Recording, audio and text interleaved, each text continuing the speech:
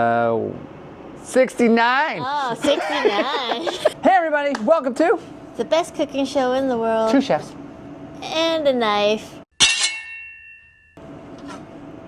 And we have fried chicken today. Hot fried chicken. Hot fried chicken, yeah, hot fried chicken. Yeah. We're gonna do it as two type of sandwich. Yeah, and we're gonna make this fried chicken with the help of this thermometer here that we got from Eric Hill. It's a 2-in-1 infrared thermometer. Infrared, super sweet. This video is more about the chicken.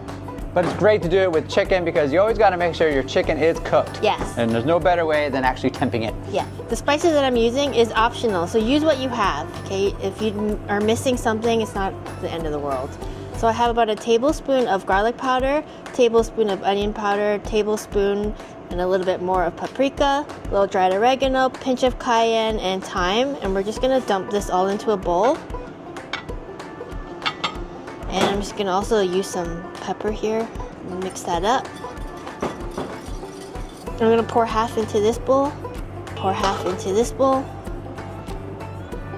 Okay, so I have just regular all-purpose flour in there, a cup and a half. We have cornstarch. I do equal parts, so equal parts cornstarch and flour. And then I'm gonna do 1 tablespoon of baking powder-ish. Generous amount of salt into dry batter here. And we're going to Bring it all together. whisk that up. Do you see how the color changed in the flour? That's what you want. Just to show that the flour has some flavor. For our wet marinade, the same spice, we have hot sauce here. Hot sauce. Yeah. This is a famous brand that you use for wings.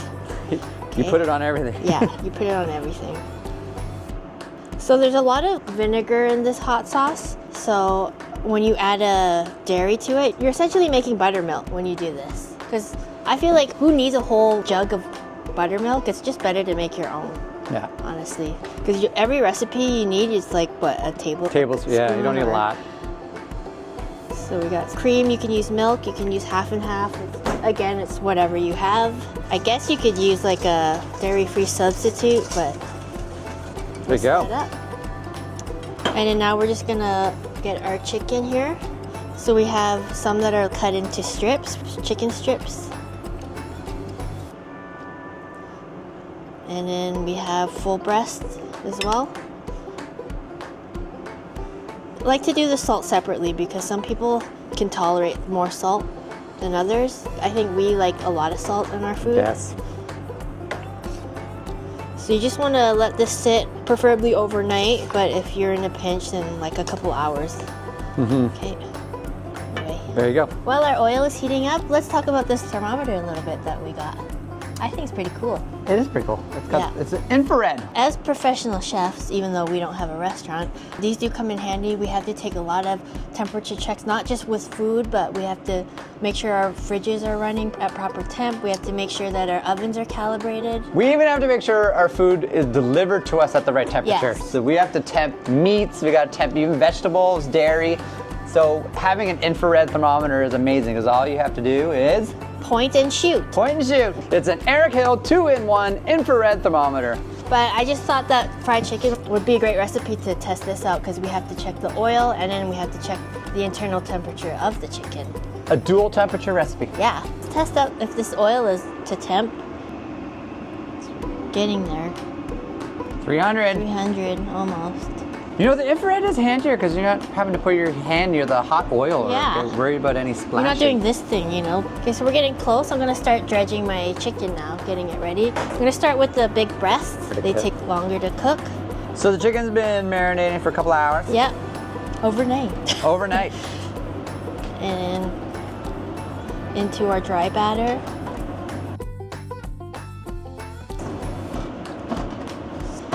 I like to press the flour into the chicken. That's to make sure you get a nice coating. When you're deep frying anything, you don't drop it, okay? You're gonna lay it in slowly and you're gonna kind of just let it. The bubbles is a good sign that your temperature is good. And then you're just gonna release like that.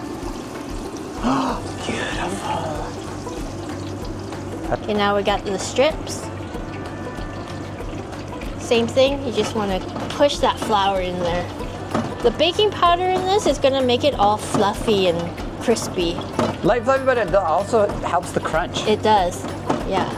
Watch our chicken wing video. Yeah, watch our chicken wing video. Again, into the oil.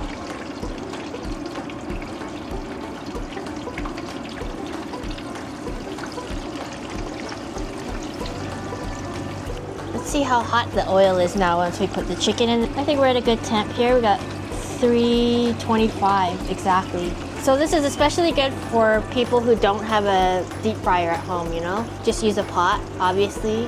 Be careful when you're deep frying anything. It's hot oil. For some reason when you fry, the chicken always likes to pool together. It does. So you want to just make sure it's separated, not cooking together.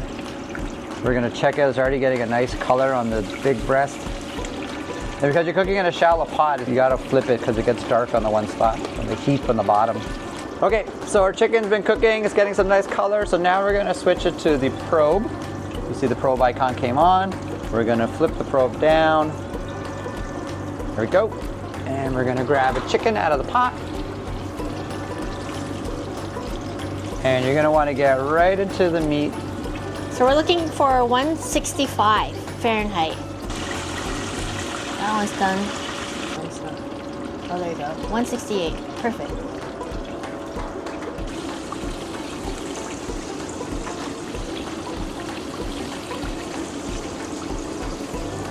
All right, that looks done.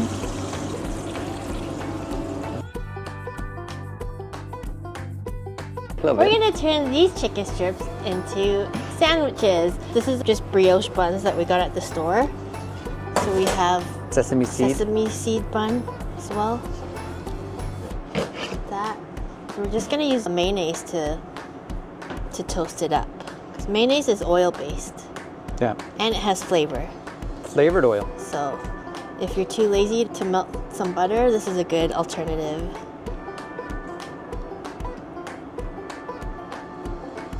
You just go light, you don't have to go crazy because we're gonna add more deliciousness later on. Just right into the pan like that. So while that's toasting, let's make a quick honey mustard sauce. Honey mustard is actually, a proper honey mustard is actually a honey mustard mayo. That is Food for thought. yeah. So we have Dijon. You can use regular yellow mustard. I like a combination of both Dijon and yellow mustard. For some reason, we have like a million of these bottles in the fridge full of Dijon mustard, and I don't know why. Let's do equal parts of mayo to mustard. Plus I think Dijon works better for this recipe because of the spice. Yeah. And then just straight up honey. And you want to go as sweet as you would like. I like my honey mustard to taste like honey. Regurgitated bee food. That's it. Give that a mix. Oh, you need some chicken nuggies. Yep. Nice consistency there. Looks Yeah. good. Nice. It's done. Light toast. I'm not a huge fan of super toasted buns. I'm just gonna go like that. Honey mustard. I'm just gonna put that on the bread. Mayo on the mayo. More mayo. No one ever said fried chicken is low calorie. Nope. And we have our hot sauce tossed chicken. Like that. Like that. Just a little bit more. A little extra hot sauce on the top. Oh, man. Yeah. Delicious pickle spears. I'd say that's like 1995. And then we'll just do a burger here. I'm a huge fan of like sweet and sour, obviously. So we have our chicken breast, and then again, a little bit of our drizzle of honey mustard on the top. And top that off with some more hot sauce. And then our pickle spears. And the top. We're gonna cut one off here. It's like mini baguette style. Yeah. Cheers.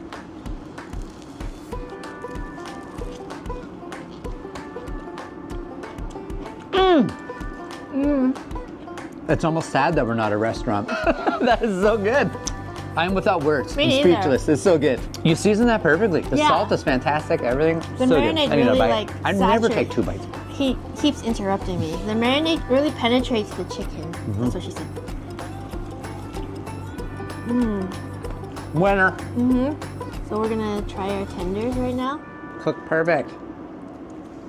thanks to our thermometer. Cheers. Cheers. Even though the hot sauce you put in it, It's subtle. it's subtle. Yeah. It's not as prominent as when we obviously dosed it and more. The honey mustard obviously makes it a little bit Yeah. less spicy, but That is excellent too. Wow, that was fantastic fried chicken. it was. Last minute thoughts on the thermometer? I think it's great. Just convenient. Like every chef needs one. Every home cook should have one too. Yeah. So Yeah. the dual purpose with the surface temperature and the probe for the inside, like the chicken was cooked perfect, so it was accurate, the readings, what we got on this thing, and I think it served its purpose. It did what it was supposed to do. Yeah, and if you want to get one, the link is in the description. I'm not even sure if we are affiliated with this or not, but I still recommend it regardless. Either way, we got a free thermometer. Did we just infrared our chicken? Yeah. Let's see if Chef MP Let's see if I'm is cold. hot.